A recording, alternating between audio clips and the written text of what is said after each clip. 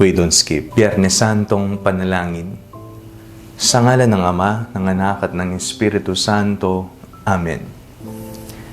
Mapagmahal na Panginoon, maraming salamat po sa aming Panginoong Hesus na nag-alay ng kanyang buhay para sa amin.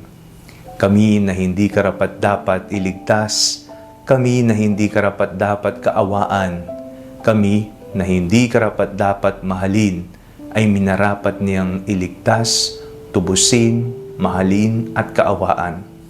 Nagpapasalamat po kami sa Kanya sapagkat sa Kanyang kamatayan, sumibol ang panibagong pag-asa, panibagong buhay sa isang makasalanang mundo.